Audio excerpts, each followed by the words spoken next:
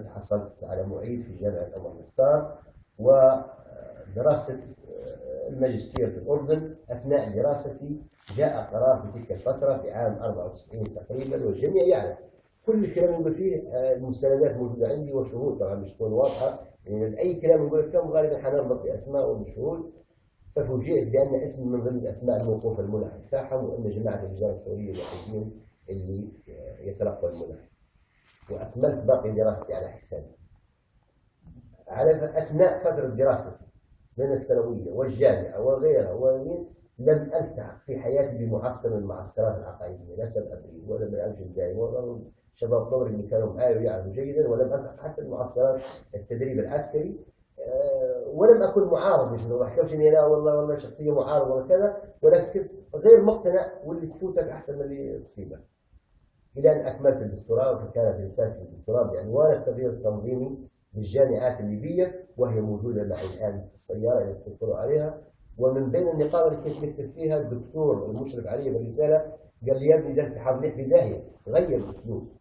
فمن ضمن النقاط نقول بأن رؤساء الجامعة يعينوا بالواسطة، وكنت نقصد في قرار نفسي ابن اخي معمر القذافي اللي هو يمتلك ماجستير ويأخذ جامعة التحدي في السنة، وموجودة ومكتوبة الرسالة الآن موجودة معي تستطيع أن تطلع عليها. وضحت أن الدولة تتدخل في الاختصاصات الفنية للتعليم، وهو ما دمر التعليم في ليبيا. أن التعليم في ليبيا مستقر ولم تكتمل مرحلة يتم تغيير ولم تعطى المرحلة الكافية. يعني ما بديش نحكي على رسالتي، ولكن تستطيعوا أن تطلعوا عليها. لو قروها كان ممكن نتخذ أي إجراء، وما كنتش فاضي نروح أنا فيها بصراحة. لو فاضي بعد الثورة حاولت إني نرجع عليها، اكتشفت هذه النقاط. عموما وصلت إلى أن كملت، وبعدين تواجدت في الجامعة. عملت في الجامعة وتوليت إدارة الجامعة ومشات الأمور. هذه المرحلة السابقة يعني ممكن تكون نسيت أشياء، ولكن هذه اللي صار. الطيب الصافي قريب كنت نعرف عنه من دم الطب، يعني قد مخدوع فيها قد تكون. قدم للطب الكثير، كان جميع الناس طب، أو لم نقول جميع، أغلب الناس طب يجروا وراه ويحتضنوه ويحترموه ويقولوا أكثر من قدم. وإلى قبل الثورة بأيام يقولوا أحسن من قدم الطبرق هو طيب الصافي، قدم لنا طريق من الدول وقدم لنا كذا. فكنا نشعر بأن الإنسان يقدم الطبرق إلى آخره. مشت الأمور. قبل الثورة بأيام بدأت، طبعا أنا كمسؤول، يعني أنت لما تسمع أي كلام تعامل معي كمسؤول، ومسؤول عن الشباب طلاب جامعة فيها قرابة 10,000 طالب، وهم المستهدفين لقيام بثورة 17 فبراير.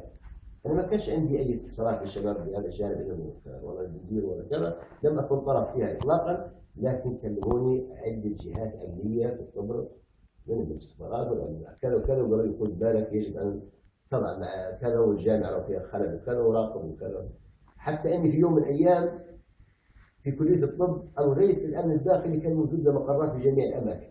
قبل الثورة بأسبوع ألغيت هذه المقرات، بعضها واحد منهم في كلية الطب قلت له معتلوه. وكان أحد الشباب والله يجعل تلقوا مع القرناص ولا كذا، أحد الكلام جاني وقلت له أعتل المبنى، كانوا يخصصون في الأمن الداخلي.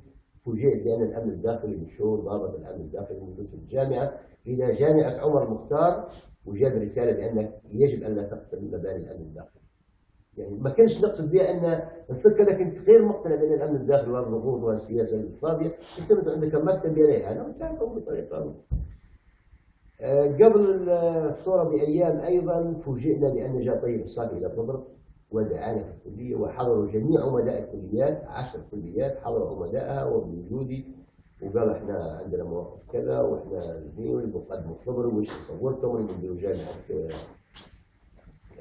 طبرق بنديروها جامعة وكذا. وأعطى بصراحة تصورات راقية، وأن نديروا هندسة نفط، وأن نديروا كذا، وكلام محسول. هم كانوا يمهدوا الامور، واحنا قلنا نستغل الفرصه ونمشوا، وما كانش عندنا امل ان من يقوم على معمر القذافي او طيب معمر القذافي.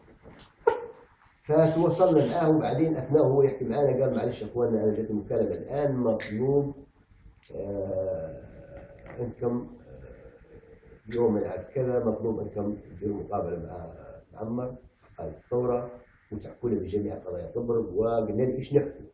سألوه مش أنا الأساتذة وعمدة يقول لي إيش اللي تبين نحكوه. طبعا خايفين إنه يحسبوا اللي يمشوا بأيدي. طبعا في بعض الناس يقول لك اللي مشوا أنا بنبرر لكم المشي وأسلوبها. قال احكوا ما شئتم، بصراحه خلاص ما تعبون كما تكون ولا بد تمشوا بدنا نمشي.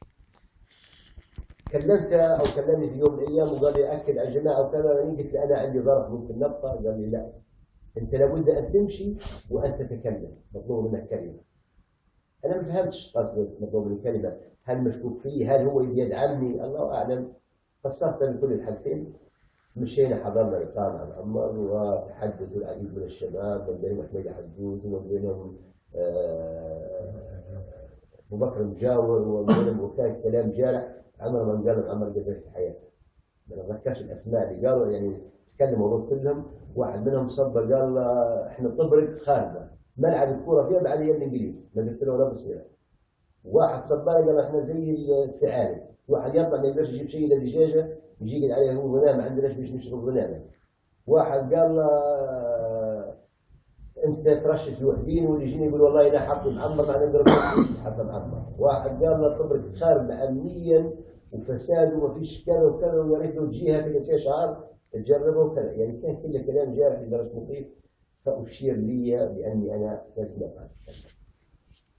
فطلعت تكلمت وكانت كلمتي باختصار، اذا كان ما نزعجش كم شيء انا ممكن اطول عليك والله.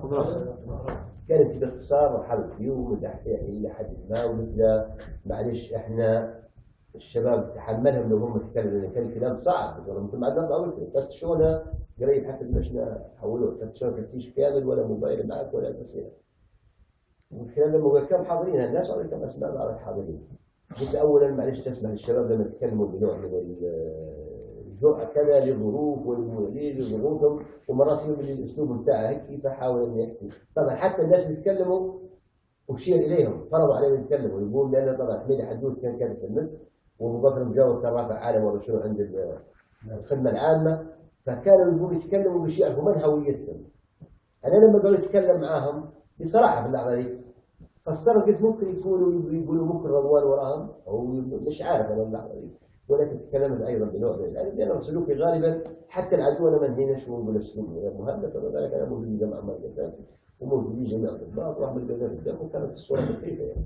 فشكرتها الى حد ما وقلت لها مش شكر كثير، ولكن قلت لها يعني ممكن الشكر مش كافي، قلت انت سيد العارفين مش اكثر من هيك بيشتغلوا على بينه ان الشباب هذول راهم يتحدثوا باسلوب ممكن لكن مش اللي عندهم. واحنا وضعنا في ليبيا افضل من جوارنا اللي صار فيها خلل، نبدا فينا خلل في تونس ومصر، ولكن اقل من ظروف الشباب. فطبرق كانت فيها جامعه وزرت حضرتك وفوجئنا بانها انشالت من طبرق، وهناك جامعات اقل منها عدد واقل منها عدد اساتذه واقل منها كذا. وانا نتحدث معك كمتخصص في التغيير التنظيمي بالجامعات، جامعه طبرق قبل هذه الجامعات، ونقصد بها جامعه التحدي اول واحده هو بالبصري. الجانب الثاني انت تكلمت في ايطاليا وقلت محتقل العقيله والبريده لابد ان فيه في عام 2011 وهو احياء فعلا. فاهل العقيله والبريده هم اهل طبرق وهم مظلومين ولا زالوا يعانوا كما يعانوا في ايام البلاد والعقيله، ولذلك نامل ان يكون مراعاه اهل العقيله والبريده وليس منطقه العقيله والبريده فقط. النقطه الثالثه قلت ليبيا تنقص الرقابه. توجد مؤسسات وادارات وفلوس تصرف وكذا، ولكن لسه هذا لو فيه رقابه كان ممكن ان تؤدي. خفت الموقف شويه وبدا الكلام